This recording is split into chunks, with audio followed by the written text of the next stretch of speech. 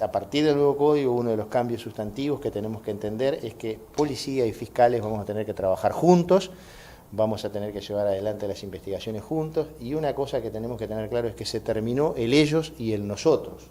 A partir de ahora somos el nosotros, es decir, el fiscal y el policía tendrán que trabajar juntos. Aquello de que nosotros los agarramos y ellos lo sueltan, o que no nos trajeron la prueba, se terminó a partir del 1 de noviembre, tendremos que trabajar juntos y tendremos que obviamente decidir en un determinado momento, ¿tenemos un caso o no tenemos un caso? Para explicarle al vecino claramente qué es lo que va a cambiar, en primer lugar, pasamos de un sistema inquisitivo a un sistema acusatorio. ¿Qué significa esto? Que hasta hoy la investigación la hace el juez. ¿Ah? Algo que no es natural, porque lo natural en un juez no es que investigue, sino que juzgue, que resuelva conflictos.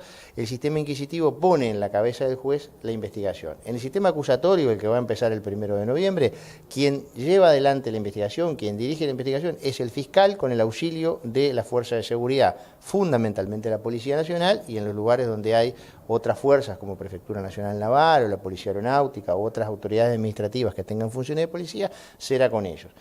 El fiscal investiga y acusa si tiene elementos, hay una persona que es acusada que se defiende, esas dos partes están en pie de igualdad, y hay un tercero que está en un nivel superior, que es el juez, que lo que hace es resolver el conflicto entre esas dos partes. En el sistema actual, esta clara separación de roles que yo le estoy marcando, donde hay un fiscal, una defensa y un juez, es un triángulo perfecto, en el sistema actual eso no se da, porque el legislador puso al juez a hacer la labor del fiscal, a investigar. Entonces, al poner al legislador, al juez, a desarrollar la labor de una de las partes, coloca a esa parte en un plano superior al otro. Y por otro lado, lo que no es menor, contamina a ese juez que está desarrollando una investigación y que luego tiene que decidir el conflicto en base a la prueba que él mismo juntó. La primera diferencia es esa. La segunda diferencia se deriva de esta, y es que esto es un proceso adversarial, es decir, hay dos adversarios que están en igualdad de condiciones y hay un tercero, el juez, que está por encima, que es el que resuelve, cosa que no se da en el sistema inquisitivo. La tercera es que es un proceso oral y público, como lo marca el código, así está establecido. Obviamente la etapa de investigación no es pública, la etapa de la investigación no tiene por qué ser conocida. El código establece algunas excepciones, si estamos hablando de niñas, adolescentes, estamos hablando de delitos sexuales y demás. En esos casos, obviamente, por razones, yo diría, la razón del artillero, esos casos no van a ser públicos.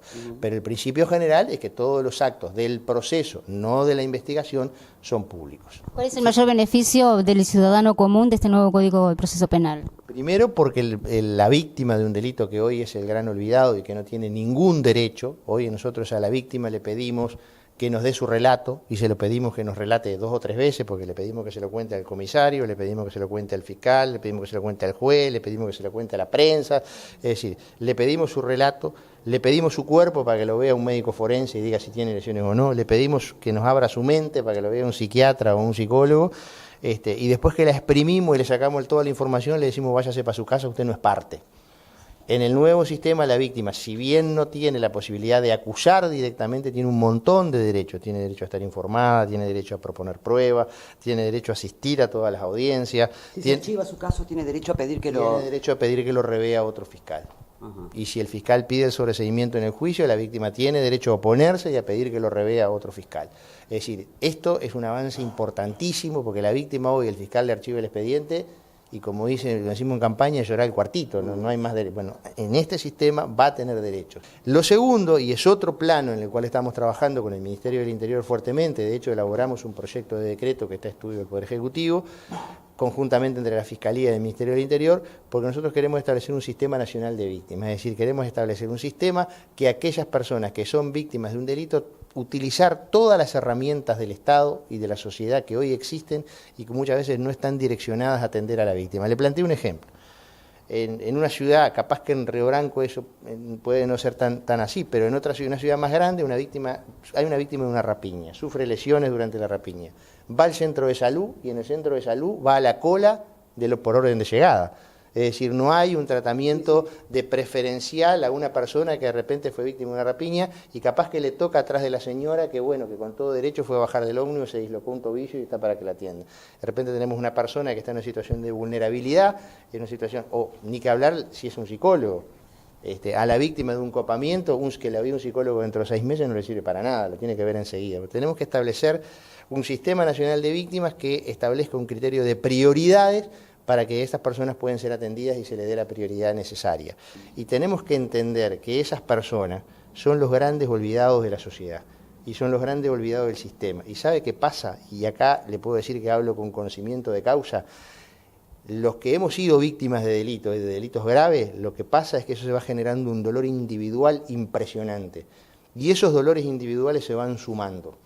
Y va generando un dolor social que genera bronca, que genera indignación, que genera protesta, y que si no lo atendemos, si no lo escuchamos, si no estamos con ellos, eso se termina transformando en un caldo de cultivo fértil para la demagogia punitiva. Y decir que todo se resuelve con aumento de pena, con aumento de delito, y en realidad nosotros sabemos que la cosa no pasa por ahí. Lo que nosotros planteamos es que lo que ha pasado en los países donde se han hecho la reforma y los que hemos estudiado nosotros, básicamente son la provincia de Santa Fe en Argentina, la provincia de Chubut, Chile y Colombia, es que no disminuye la población carcelaria, sino que lo que cambia es la composición de la población carcelaria.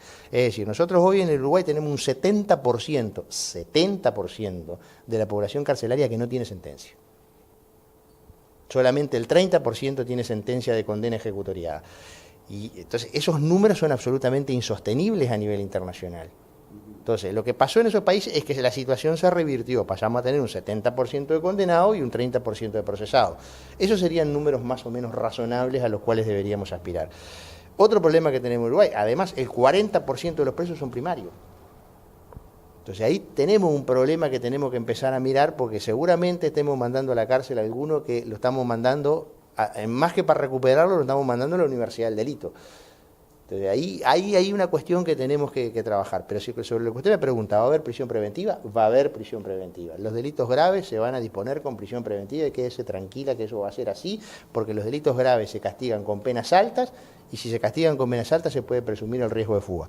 Pero la prisión preventiva va a estar reducida a esos casos. ¿Libertad condicional? La libertad condicional se eliminó para el sistema nuevo, pero se parte de la base de un principio básico. Si usted está en libertad durante el juicio, después le dictan la sentencia y sigue en libertad, hay impunidad total. Lo que se pretende es que no haya impunidad. Porque lo que pasa hoy, y que muchas veces no le decimos a esa vecina que usted me preguntaba hace un ratito, es que el individuo a veces lo procesamos con prisión. Está una semana, 15 días, un mes preso, lo largamos y después le sale una sentencia de condena que lo condena a 20 meses de prisión y no va preso. Eso no se lo decimos al ciudadano, porque ponemos el eje siempre en la prisión preventiva, es decir, si va preso en las primeras 24 o 48 horas, y después no olvidamos.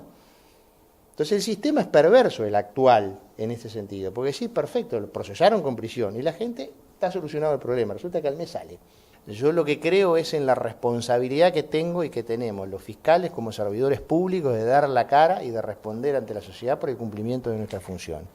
Y tenemos que trabajar para ser más eficientes y más efectivos, y en eso tenemos que trabajar con la Policía Nacional, con todas las fuerzas de seguridad que cumplen funciones, para ser más eficaces en nuestro trabajo. Una sociedad que hace justicia es aquella sociedad que condena al culpable y absuelve al inocente, porque es tan injusto dejar absolver al culpable como condenar a un inocente.